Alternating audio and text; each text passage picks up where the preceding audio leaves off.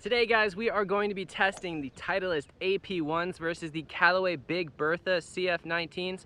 First time we've really done any iron testing on the channel. Had a subscriber, community member request this. The pro shop just happened to have these clubs, so we're going to give them a test. I'm going to get started with a little warm up here, then we're going to go out to the course, play 3 holes, hit a bunch of different shots, see how workable they are, how forgiving they are, and whether I would recommend one over the other. So let's get started with that range session.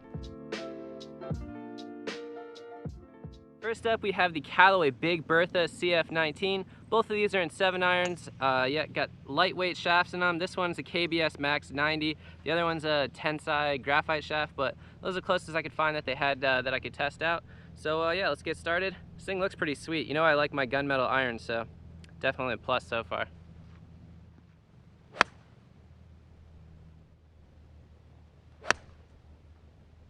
That is the highest I've ever hit a 7 iron. That was crazy. So that was 3 shots with the Big Bertha. Now we got the Titleist AP1 Tensai regular flex shaft. Looks pretty sweet. A little bit more traditional looking, but yeah, a little bit more traditional looking. They kind of hide the top line because half of it is shiny and half of it is brushed, so it looks a little bit thinner over when you're standing over it. Kind of a neat feature. Let's hit 3 with this one.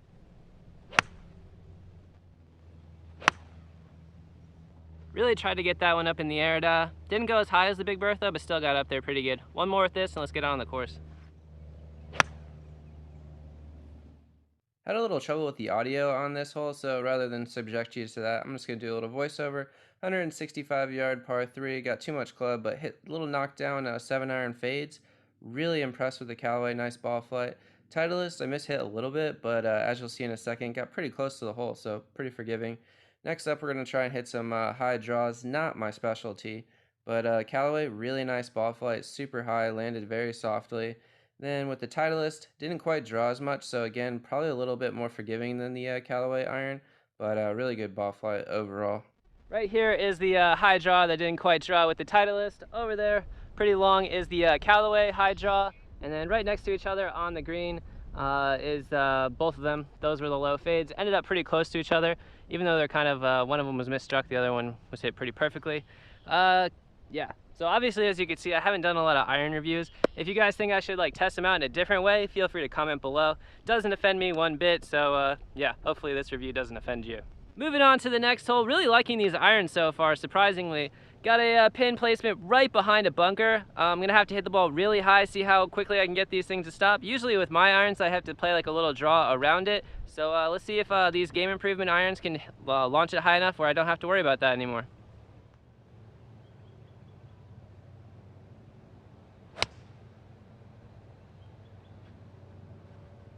That was the highest I've ever hit a 7 iron. That was crazy. That was the Callaway right there.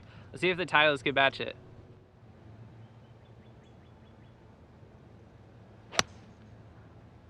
Correction, that was the highest I've ever hit a 7 iron. These things go so high. Maybe I should consider these in the long iron, be a little bit easier to hit those par 5s or long par 3s and get the ball to stick.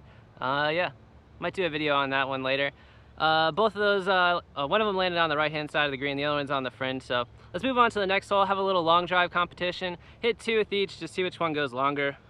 I don't know, it seems fun. Changed my mind once again, that is becoming a theme on this video. I figured I'd hit a couple bump and runs, see how these things feel around the green. I've been playing a lot more bump and runs lately, so I figured I want to see how they play, so maybe you guys want to see how that works. Titleist first.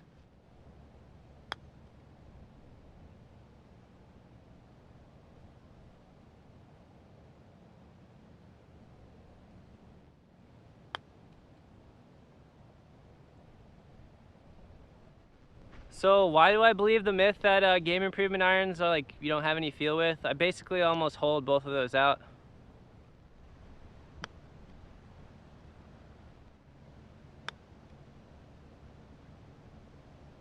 Look at where those things ended up. With big shovel irons that you're not supposed to be able to have any feel with. I take that all day. Last little test we got here, completely useless. I really don't care how far my irons go, whether they're the longest or I guess I care if they're the shortest, but we're gonna go with a long drive here. Looking forward to this. Can't reach those woods, probably can't reach that bunker, so I can just swing as hard as I possibly can with these rocket launchers. Odd numbers with the Callaway, even numbers with the Titleist.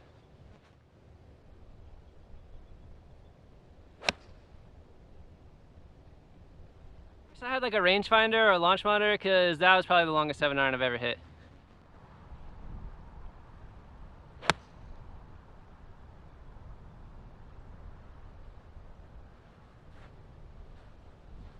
That one leaks a little bit to the right. Let's do another with each.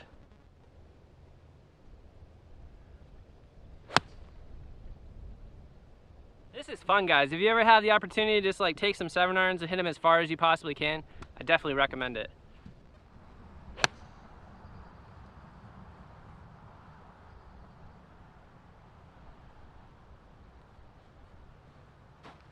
I think I carried that bunker. That's like almost 200 yards. This has been fun. Let's go see which one's furthest and then do a little recap.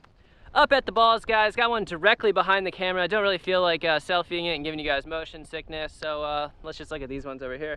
You got the Callaway is the longest, then right like a foot behind that in the bunker is Titleist, and then another Titleist back here. So it looks like the Callaway is a little bit longer just based on this unscientific test, but when you're going at it as hard as you possibly can with the 7-iron, you're not really hitting it consistently, so distance-wise, they're both about the same to me, to be honest with you. But overall, guys, really like these irons. I've always been one of those, like, I need to play a cavity back, or a player's cavity back or blade, but I'm definitely gonna reconsider that after hitting these. Maybe game improvement irons have progressed, and they've gotten a little bit better feedback with the, you know, the heads and whatever, however that works. I'm not a scientist, but really like these irons. If I had to pick one over the other, I would probably just go based on price. The Titleist looks a little bit cleaner. They hide the top line a little bit better, but the Callaway was really performing really well. Could hit pretty much any shot that I wanted with both, so really impressed with both of these irons. Let me know if you guys want to see more stuff like this where I go out and test clubs on course. I know I do a lot with golf balls, but clubs are a little bit trickier. I can only test like 1 or 2 of them at a time, so let me know if you guys like this. You want me to do any more? I think the clubhouse has like Titleist, Callaway, and TaylorMade, which I didn't know about, so I can test any of that kind of stuff. So if you want to see any of that stuff, leave a comment below. I've been Sean Armstrong. You've been watching Stacked Golf. Be sure to hit that like button, subscribe. Guys, we're getting close to 1,000.